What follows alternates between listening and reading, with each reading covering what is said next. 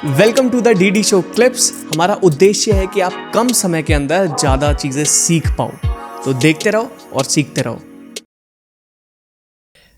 आपने मैनिफेस्टेशन की वो पानी वाली टेक्निक बताई, कॉफ़ी वाली टेक्निक बता दी और वो टन टन टन वाली भी बता दी। और कोई टेक्निक है ऐसी जिससे हम जो सोचते हैं, जैसे मैं क्या टेक्निक फॉलो करता हूँ, पहले मैंने एक टेक्निक फॉलो करी 369, अगर आपको पता होगा इस बारे में। 369 मेरी तो बहुत सारी डायरी भरी हुई है और वो मैंने अचीव भी कर लिया वो चीज़ लिख के। दूसरा था कि अब मैंने लिखना बंद कर दिया है। अब इट्स जस्ट लाइक कि मैंने एक पेपर पे लिखा है और मेरे वॉलपेपर पे, और मैं सुबह उठ के देख लेता हूँ, ठीक है, आई अचीव दिस, वो कॉन्फिडेंस आ गया। तो एक ये टेक्निक मैं फॉलो करता हूँ, 369 वाला था, वो मैं कर चुका हूँ। अब इतना नहीं करता है, मैं बस लिख लेता हूँ, एक बार लिख ज़रूर लेता हूँ कि वो मुझे ध्यान रहे, फ़ोन देख लेता हूँ। दूसरा एक और टेक्निक है कि विजुअलाइजेशन और विजन बोर्ड, कि मैंने ना अपना एक ऑफिस में बोर्ड लगाया हुआ है बड़ा सा, और उसमें मैंने लिखा मुझे एक गाड़ी चाहिए, मुझे वॉच चाहिए, मेरा घर ऐसा होना चाहिए, हाँ ये सारी चीज़ ऐसी होनी चाहिए। एक ये है मेरा। आप क्या बोलना चाहोगे, और कोई टेक्निक जो आपको लगता है जिससे जल्दी से अट्रैक्ट कर सकते हैं? सो बेसिकली अगर आप मैनिफेस्टेशन की 369 और 555 की बात करो तो ऐसे बहुत सारी मैनिफेस्टेशन टेक्निक है। वी विल टॉक अबाउट स्वर विज्ञान ऑल्सो, वो भी मैनिफेस्टेशन के बारे में होता है। तो सबसे पहले तो जो आपने वॉल पे लगाया हुआ है उसके बारे में मैं बात करती हूँ। एक विजन बोर्ड बना लो, ठीक है।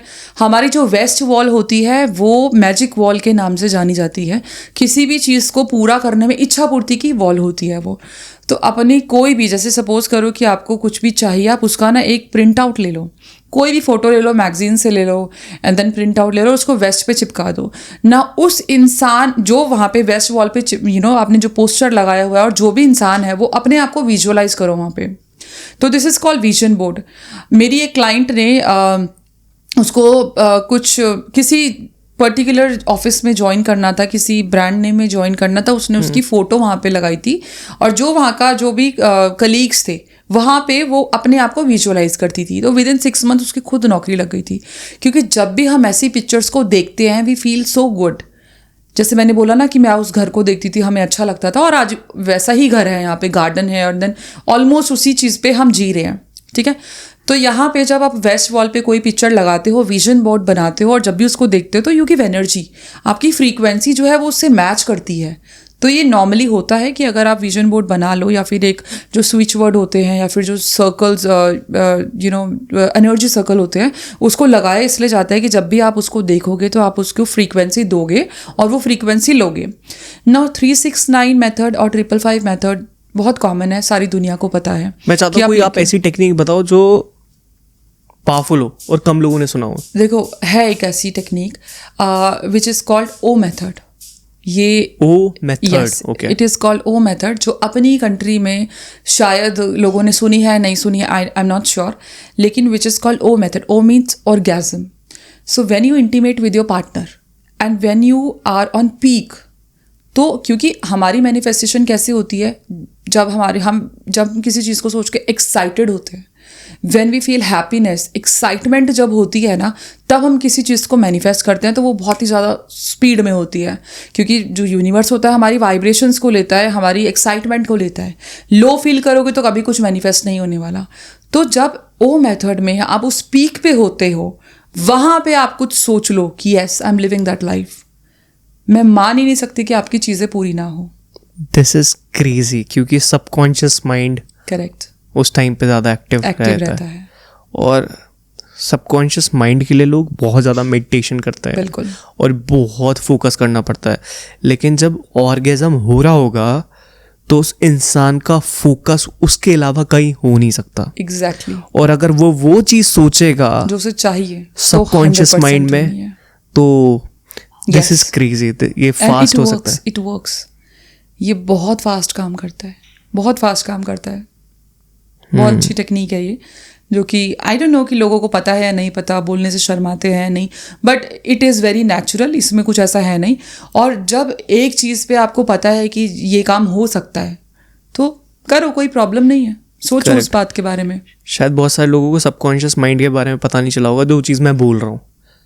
आप इसको तो चलो मैं बता देती हूँ। बेसिकली सबकॉन्शियस माइंड पे स्टोर होने का कुछ भी मतलब है जब हम बार बारी किसी एनर्जी को कैच करते हैं, बार बारी कुछ सोचते हैं, जैसे मैंने आपको बोला कि लोग सोचते हैं हमारे ऊपर ब्लैक मैजिक है, बार बारी किसी चीज़ के बारे में सोचते हैं, तो कहीं ना कहीं वो हमारे दिमाग में स्टोर हो जाता है। चाहे आप ऊपर से कितना भी खुश रहो, चाहे आप ऊपर से you very happy and then smiling, हंस रहे हो, खेल रहे हो, बट आपने अपनी सोच की ना बाउंड्रीज बना दी है, ठीक है, उस चीज़ को सोच सोच के बाउंड्रीज बना दिया और वो आपके सबकॉन्शियस माइंड में स्टोर हो गया। So which is like back of the mind आपके कुछ चल रहा है जो कि शायद आपको भी नहीं पता, क्योंकि उसकी परतें इतनी ज़्यादा हैवी हो चुकी है ना कि उसको निकालना बहुत मुश्किल है। और वो जो यूनिवर्स है, जो पूरा ब्रह्मांड है, वो आपको वही देगा जिसके लिए आप रेडी हो। ब्रह्मांड मौका हर किसी को देता है, लेकिन हम ही रेडी नहीं होते, फिर हम बोलते हैं कि हमें तो मौके ही नहीं मिले। ऐसा दुनिया में कोई भी इंसान नहीं है जिसको मौका नहीं मिलता, हम रेडी नहीं है, ये चीज़ होती है। क्रेजी। अब कोई इंसान, मैं आपको एक चीज़ बताती हूँ कि इट इज़ अगेन सेम चीज़ है कि मैं आपको जहर से भरा हुआ ग्लास अगर दूंगी तो कोई नहीं लेगा, और वो वापस देखो, जो भी जब भी नेगेटिविटी होती है, गृह कलेश होता है, सामने पड़ोसी से लड़ाई हो जाती है, कोई बद्दुआ दे रहा है और आप डर जाते हो। मेरे पास ऐसे बहुत आते हैं कि मैम उसने मुझे ऐसे बोल दिया। धैर्य, पड़ोसन तो छोड़ो, आजकल एस्ट्रोलॉजर्स और हीलर्स ऐसे हो रखे हैं ना, वो लोग क्या बोलते हैं कि अगर तुमने मुझे पैसे नहीं दिए या फिर तुमने अगर मेरा कंटेंट किसी और के साथ शेयर किया, कंटेंट मतलब मेरी वर्कशॉप किसी और को कराई या आगे सिखाने की कोशिश की, तो मैं डीमंस तुम्हें भेज दूंगी या फिर मैं तुम्हें बद्दुआ दे। आई स्वेयर, ऐसा हुआ है, ऐसे लोगों ने मुझे बताया है। ऐसा कुछ नहीं होता। वेन एवर यू फील कि कोई आपको नेगेटिविटी थ्रो कर रहा है, वहीं पे बैठे बैठे उस इंसान को बोलो या ना बोलो, अप टू यू, आप में हिम्मत है कि नहीं है, अप टू यू। वहाँ पे बैठे बैठे बोल दो कि मैं इस एनर्जी को एक्सेप्ट नहीं कर रही हूँ। उस एनर्जी को यूनिवर्स पे भेज दो, वापस भेज दो कि I am not accepting this energy. अगर आपको कोई अच्छा कहता है ना कि हाँ आपकी लाइफ में बहुत सक्सेस, एक्सेप्ट इट। अगर कोई कहता है ना कि भाई तुम्हारी तो बहुत ही ज़्यादा खतरनाक सिचुएशन आने वाली है, हो सकता है कि तुम मर जाओ, डोंट एक्सेप्ट इट। नहीं कर रही मैं इस चीज़ को एक्सेप्ट। अगर मैं अपना चार्ट देखूँ ना, तो मेरा 2024 और 2025 में एक्स्ट्रा मैरिटल अफेयर था, ठीक है। हाँ, अच्छा। मतलब अगर मैं चार्ट देखूं, मेरा 2024 और 25 में जो शुरुआत है वो एक्स्ट्रा मैरिटल अफेयर से है। मुझे पता है कि वो कभी नहीं होने वाला, बिकॉज मैं अपने कर्मों को बहुत ध्यान में रखती हूँ और मेरे लिए इन चीज़ों से कहीं ज़्यादा बढ़ के मेरा काम है। मैं अपने काम को ही अपना एक्स्ट्रा मैरिटल अफेयर मानती हूँ, जो कि मुझे कभी धोखा नहीं देगा। I am more into this work, ठीक है।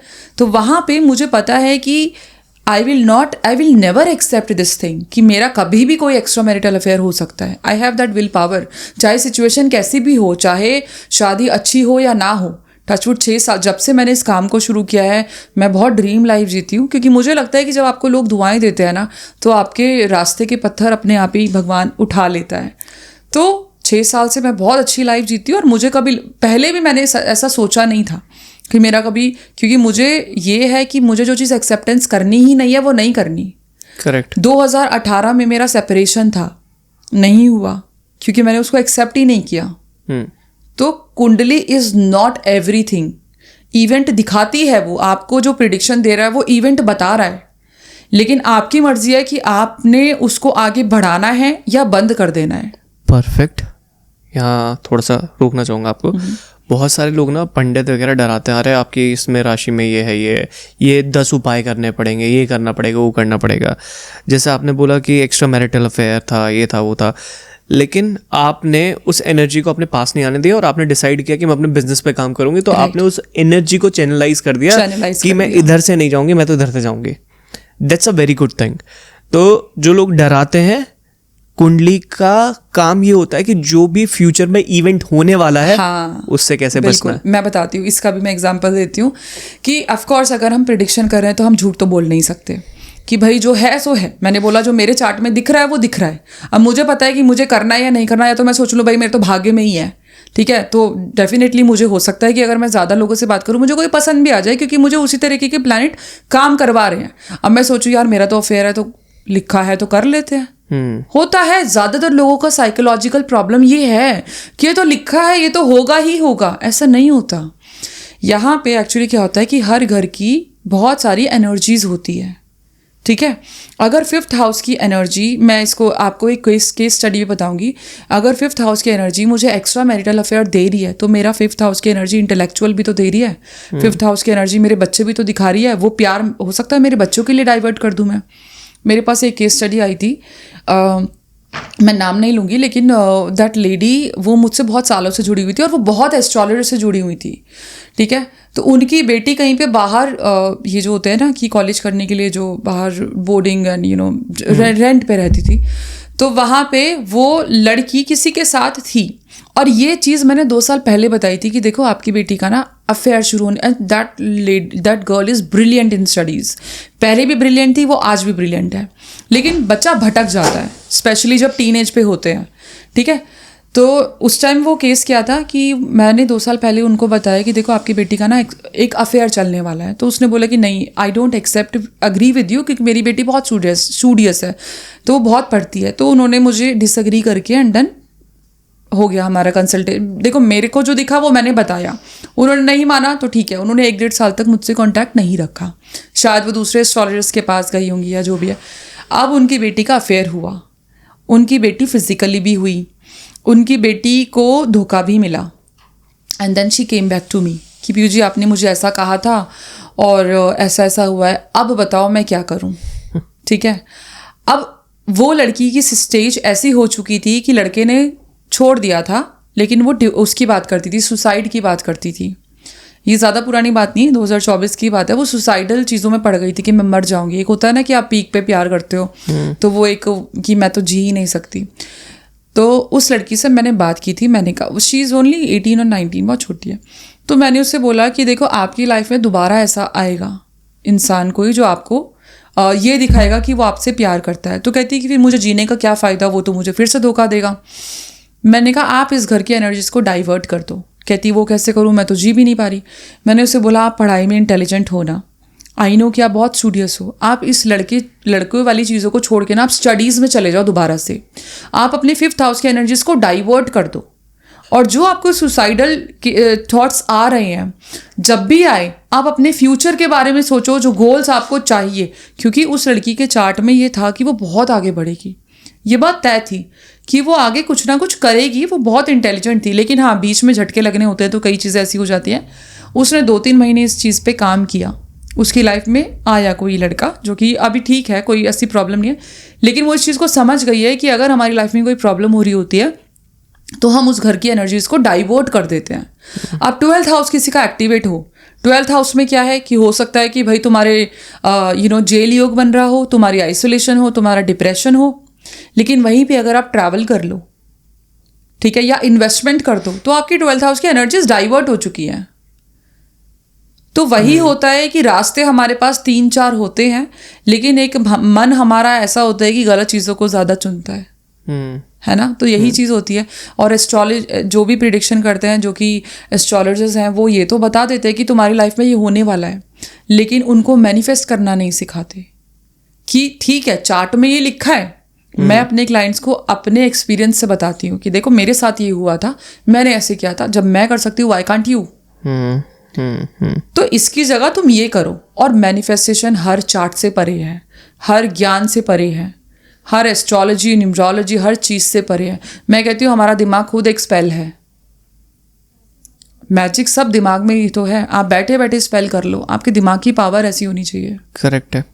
यूनिवर्स के पास बहुत कुछ है देने के लिए, आप लेने के लिए मांगते नहीं आप रेडी नहीं हो लेने के लिए। करेक्ट।